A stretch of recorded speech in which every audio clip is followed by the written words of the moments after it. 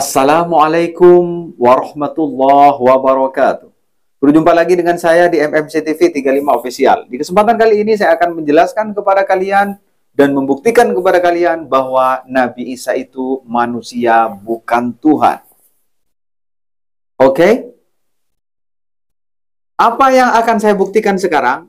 Di episode sebelumnya, kalau nggak salah di episode pertama, bahwa kalau Tuhan itu pasti tidak mengalami perubahan. Artinya tidak ada permulaannya. Artinya tidak pernah tidak ada. Begitupun Tuhan tidak ada batas akhirnya.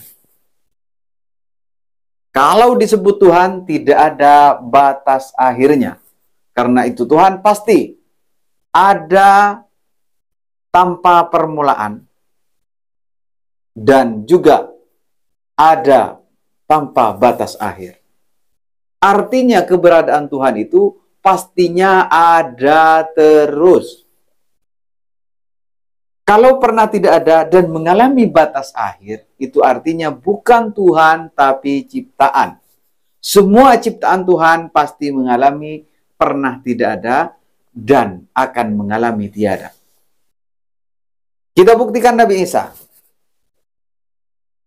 dan manusia-manusia yang lain. Manusia diadakan dengan cara lahir ke dunia, dilahirkan. Setelah lahir, sesuai dengan umur yang ada, meninggal dunia. Atau mati. Nah, kemudian, kita perhatikan. Kalau Tuhan, kalau dianggap Tuhan tapi mempunyai ciri-ciri seperti itu, maka itu artinya bukan Tuhan, tapi ciptaan. Kita buktikan. Sekarang Nabi Isa. Nabi Isa pernah tidak ada. Oke? Nabi Isa pernah tidak ada. Dan mengalami batas akhir. Yaitu menurut orang Kristen, orang di luar Islam, itu katanya mati di kayu salib. Sekalipun orang Islam tidak meyakini itu. Tidak punya keyakinan seperti itu. Ini langsung dari pengakuan mereka sendiri. Mati, kata mereka. Jadi mengalami batas akhir. Batas akhirnya sekalipun misalnya benar nggak mati. Misalnya kalian berubah memahami seperti kami bahwa Nabi Isa itu tidak disalib dan diangkat oleh Allah ke langit pertama, maka itu artinya kalian sama dengan kami, tapi yang jelas itu artinya tetap menunjukkan bahwa itu ciri-ciri makhluk. Kenapa? Memiliki batas akhir di dunia. Dari awalnya ada, ya kan? Dari tidak ada menjadi ada di dunia, kemudian tiada dari dunia lagi. Bukan? Artinya ada batas akhirnya di dunia. Seperti itu juga bukan ciri-ciri Tuhan, tapi itu adalah ciptaan. Jadi Nabi Isa jelas ciptaan, bukan Tuhan. Apa yang lain? Banyak yang lain. Bahkan seluruh makhluk hidup mengalami itu. Hewan, burung, ya semua hewan, burung juga hewan, ya. Hewan yang ada di laut, di daratan, yang di awang-awang, yang terbang, semuanya itu memiliki batas akhir. Manusia, sudah kita ketahui sendiri, lahir, meninggal. Dan kalau masih manusia, ya seperti itu, ngalamin itu. Pernah tiada kemudian ada, dan memiliki batas akhir, akhirnya menjadi ada. Apa menjadi tiada? Yang asalnya ada menjadi tiada. Itu artinya apa? Makhluk.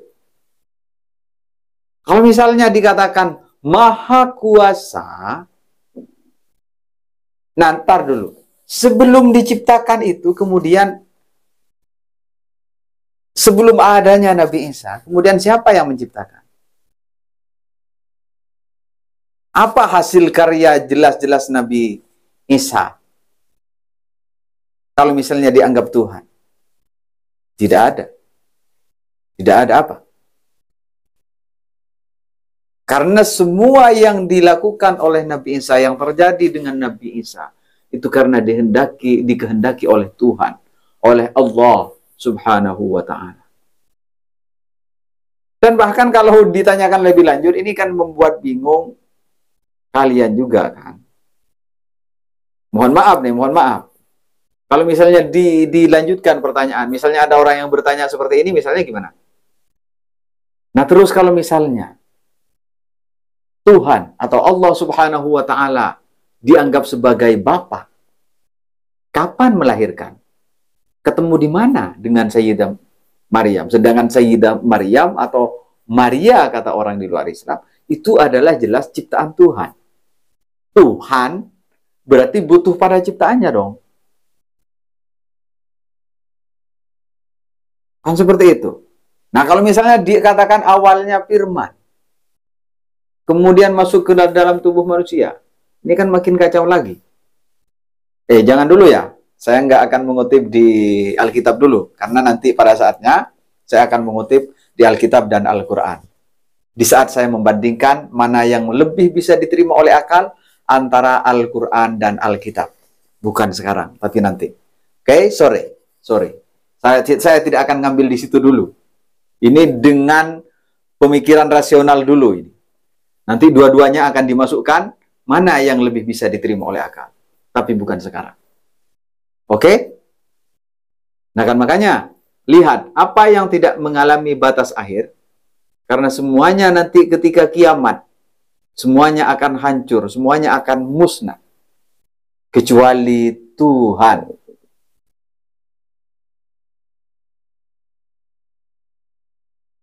Begitu kan? Kecuali Tuhan. Dan banyak hal-hal lain kalau misalnya dilogiskan kembali untuk berpikir logis lagi. Ini akan membuat kalian semakin bingung untuk memberikan jawaban, untuk memberikan tanggapan. Karena semakin dijelaskan, semakin tidak bisa diterima oleh akal. Kalau Nabi Isa atau yang dianggap Yesus itu sebagai Tuhan. Kalau kalian terpaksa ingin meminta penjelasan lebih lanjut, penjelasan lebih rinci lagi, agar kalian makin bingung, makin mengerti bahwa memang Nabi Isa itu manusia, bukan Tuhan, akan saya jelaskan. Silahkan letakkan di kolom komentar apa yang diinginkan kalian, yang perlu saya jelaskan.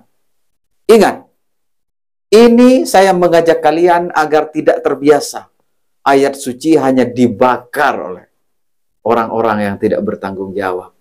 Jadi kan makanya saya mengajak kalian bukan untuk membakar Al-Quran, membakar Alkitab, tidak.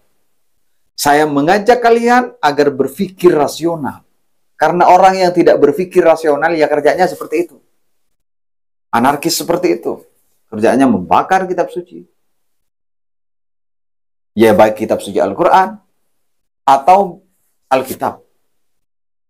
Nah gitu kan. Jadi kan makanya agar tidak ke sana pemikirannya. Ayo berkumpul di sini aja. Berpikir rasional yuk. Di sini. Di channel MMC TV 35 Official. Oke? Gimana, siap? Karena apa ya namanya? Mana ada kitab suci nggak bisa diterima oleh akal? Ya nggak masuk akal, nggak bisa. Kalau kitab suci tidak bisa diterima oleh akal, bagaimana akan dikatakan kitab suci murni? Tiada perubahan. Kalau Al-Quran kan jelas.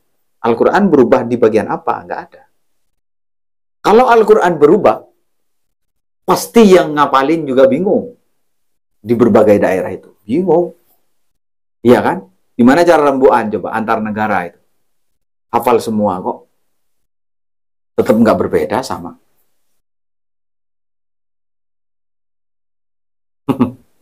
Gimana? Itulah kemukjizatan Al-Quran. Jadi kan makanya teman-teman semuanya, ini agar semakin menguatkan kalian. Agar tidak berpikir untuk oh benar misalnya, nanti membenarkan Yesus sebagai Tuhan, nggak boleh kalian.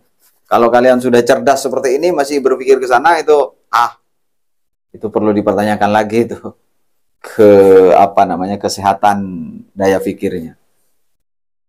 Oke, teman-teman semuanya, sampai di sini dulu ya.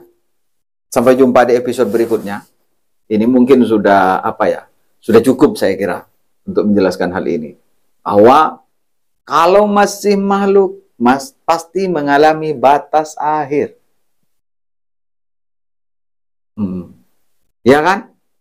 Film berakhir, baik bersambung atau berakhir ceritanya. Semuanya berakhir. Coba apa? Pertandingan dimulai dan ada batas akhirnya, ya kan? 1 jam, 2 jam selesai. Makan ada batas akhirnya. Dimulai, diakhiri. Nyawa ada batas akhirnya, ada permulaannya. Bernyawa di saat ditiupkan ruh kepada manusianya. Berakhir ketika meninggal dunia. Gimana? Masih bingung? Teman-teman semuanya, udah jelas? Gimana? Udah cerdas sekarang? Udah cerdas? Hentikan orang-orang yang ingin melakukan hal-hal yang tidak baik. Seperti yang ingin membakar kitab suci Al-Quran. Itu jangan sampai. Saya melihat orang-orang Islam belum pernah melihat sih ada yang seanarkis itu. Sampai kitab suci dibakar seperti itu. Subhanallah. Alhamdulillah. Kami dilahirkan dalam keadaan muslim. Subhanallah.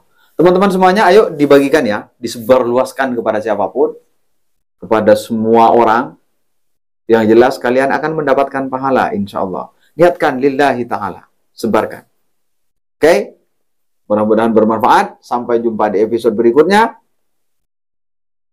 Ingat, sabda Rasulullah Sallallahu Alaihi Wasallam, "Man dalla ala khairin, falahu mithlu ajri fa'ilihi." Barang siapa yang menunjukkan kepada kebaikan, maka dia akan mendapatkan kebaikan yang sama seperti orang yang melakukannya. Oke teman-teman, sampai jumpa di episode berikutnya. Wassalamualaikum warahmatullahi wabarakatuh.